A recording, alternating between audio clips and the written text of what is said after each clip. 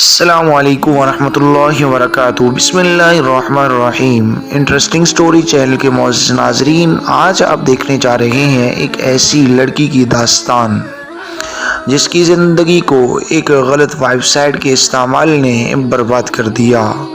نہ تو اسے اپنے خاندان والوں سے نظریں ملانے کے قابل چھوڑا، نہ گھر والوں سے اور نہ ہی علاقے والوں سے۔ نہ جانے دن بدن ہمارے نوجوان لڑکے اور لڑکیاں بلکہ خاندانوں کے خاندان ان غلط ویب سائٹوں کے استعمال سے دن بدن کیسے برباد ہو رہے ہیں۔ یقیناً اس ویڈیو سے ہمیں بہت کچھ سیکھنے کو ملے گا۔ چلتے ہیں اس ویڈیو کی جانب۔ ماں باپ کی وفات کے بعد میں ماموں کے گھر رہنے لگی تھی۔ میں ایک پڑھی لکھی لڑکی تھی جس کی وجہ سے مجھے ایک آفس میں پرائیویٹ جاب مل گئی تھی۔ اسی آفس میں ایک فہد نامی لڑکا بھی جاب کرتا تھا جس سے میری دوستی ہو گئی۔ فہد بہت ہی اچھا انسان تھا اور وہ مجھے پسند بھی کرنے لگا تھا۔ وقت گزرنے کے ساتھ ساتھ ہم دونوں ایک دوسرے کو چاہنے لگے۔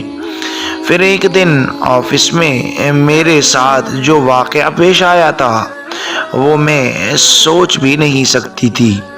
سر خالد نے مجھے اپنے کمرے میں بلایا اور الماری میں سے ایک فائل نکالنے کو کہا۔ جب میں الماری کی طرف بڑھنے لگی تو مجھے کسی نے پیچھے سے چھونے کی کوشش کی۔ میں نے پیچھے مڑ کر دیکھا تو وہ سر خالد ہی تھے۔ پھر میں نے جلدی سے ان کے منہ پر ایک تھپڑ رسید کر دیا۔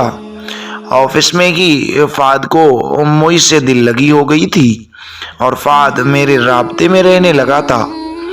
میں نے اس سے کہا کہ تجھے میرے ماموں سے بات کرنی پڑے گی، آخری فیصلہ تو ماموں ہی کریں گے۔ پھر اس کے گھر والے ماموں سے میرا ہاتھ مانگنے کے لیے آ گئے۔ ماموں نے میرا رشتہ فہد سے طے کر دیا اور میرے سر پر ہاتھ رکھ کر مجھے گھر سے رخصت کر دیا۔ فہد نے شروع کے دنوں میں میرا بہت خیال رکھا تھا اور مجھے یوں محسوس ہوتا تھا جیسے میں دنیا کی خوش نصیب ترین لڑکی ہوں۔ مگر کچھ ہی مہینوں بعد اس کا لہجہ تلخ سے تلخ ہوتا گیا۔ مجھے ہر وقت فارغ ہونے کے طعنے دینا شروع ہو گیا۔ مہنگائی بڑھ رہی ہے، بیوی کو بھی شوہر کا ہاتھ بٹانا چاہیے۔ میں نے مختلف جگہ پر اپلائی کرنا شروع کر دیا مگر کام نہ مل سکا۔ فہد اب مجھ پر تشدد کرنے لگا، کہتا کہ فلاں کی بیوی اتنی اچھی جاب کر رہی ہے، تم بالکل بیکار عورت ہو جو گھر میں صرف روٹیاں توڑ سکتی ہو۔ پھر ایک دن ہماری پڑوسن ہمارے گھر آئی۔ اس کے کپڑے اور زیور دیکھ کر میں حیران ہو گئی۔ میں جانتی تھی کہ اس کے شوہر کا ایک معمولی سا کرانہ سٹور تھا۔ میں نے پڑوسن سے کہا کہ اگر آپ برا نہ مانو تو ایک بات پوچھوں؟ اس نے کہا کہ پوچھو، کیا بات ہے؟ میں نے کہا کہ اتنے مہنگے کپڑے اور زیورات کہاں سے آئے؟ اس نے کہا کہ یہ سب میرے فینس کی بدولت ہے۔ میں ایک ویب سائٹ پر اپنے فینس اور دوستوں سے گپ شپ کرتی ہوں جس کا مجھے پیسہ ملتا ہے۔ میں نے کہا مجھے بھی اس کام کے بارے میں بتا دو۔ اس نے کہا ہاں کیوں نہیں، میں سب سمجھا دوں گی، مگر ایک بات یاد رکھنا کہ اس ویب سائٹ پر اپنے فینس کا خیال رکھنا پڑتا ہے، ان کی ہر بات ماننی پڑتی ہے۔ پھر میں نے بھی اس ویب سائٹ میں اپنے آپ کو رجسٹر کروا لیا۔ میں نقاب میں ان لوگوں کے سامنے آتی مگر کوئی بھی مجھ میں دلچسپی نہ لیتا اور نہ ہی کمائی ہوتی۔ پھر اس نے مجھ سے کہا کہ کچھ پانے کے لیے کچھ کھونا بھی پڑتا ہے، دان کی مرضی کے مطابق کپڑے پہنا کرو، پھر اپنی کمائی دیکھنا۔ اب میں مختلف روپ میں لوگوں کے سامنے آنا شروع ہو گئی۔ کبھی وہ کھڑا ہونے کو کہتے، کبھی کوئی فرمائش کرتے، میں ان کی ہر فرمائش پوری کر رہی تھی۔ میں ایک دلدل میں دھنستی جا رہی تھی जिसका मुझे अंदाज़ा नहीं था।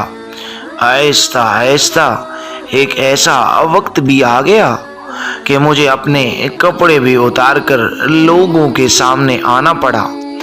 मैं अपनी शनाख्त ज़ेर नहीं करती थी और अपना चेहरा रुमाल से ढांप लेती थी। एक दिन इस वेबसाइट पर एक आदमी मुझसे मुख्तलिफ फरमाइशें करने लगा। मैं इसकी फरमाइशें पूरी करती रही और मेरा रेट बढ़ता चला गया। इसने कहा कि अगर चेहरे से रुमाल हटा दो तो 5 लाख का इजाफा अभी कर दूंगा। रकम बहुत ज़्यादा थी। फाद के ताने मुझे याद आने लगे। मैंने उसको बता रखा था कि मैं ऑनलाइन जॉब करती हूँ, मगर ये नहीं बताया था कि कौन सी जॉब करती हूँ। जब इसने मेरे अकाउंट में 5 लाख डाल दिए तो मैंने चेहरे से रुमाल हटा दिया। फिर इसने पीछे से आवाज़ दी कि फाद ज़रा माल चेक करो, वो जल्दी आओ। फाद अचानक कैमरे के सामने आ गया और मुझे अपने आप को छुपाने का मौका भी न मिल सका। चैट पर फाद का दोस्त था, ये तो मुझे बिल्कुल मालूम नहीं था। मैंने लैपटॉप बंद किया, बैग उठाया और घर से चली गई। मैं ये सोचकर घर से चली गई कि फाद अब मुझे कबूल कैसे करेगा। मैं वो शहर छोड़कर चली गई। मुझे घर से भागे हुए 6 साल हो चुके हैं। मैं किराए के मकान में रहती हूँ। मजबूर होकर इसी वेबसाइट पर काम कर रही हूँ, वरना बहर भीख मांगनी पड़ेगी। मैं नहीं जानती कि फाद ने मुझे तलाश किया होगा या नहीं, मगर मैं इतना तो ज़रूर जानती हूँ कि मेरी ज़िंदगी की तबाही का जिम्मेदार फाद ही था। मर्द का काम औरत को कमा कर देना है, जबकि औरत का काम घर को ही संभालना होता है। वो एक लालची शख्स था जिसने सबके सामने मुझे अपने जिस्म की नुमाइश करने पर मजबूर कर दिया था। खुदा का खौफ करें। हमारी ज़िंदगी बहुत मुख्तसर है, 60 साल, 70 साल या 80 साल। इस मुख्तसर सी ज़िंदगी में औरतों को इज़्ज़त देना सीखें। खुदारा औरतों को इतना मजबूर मत करें कि वो अपना घर बचाते बचाते अपने आप को ही बर्बाद कर डालें।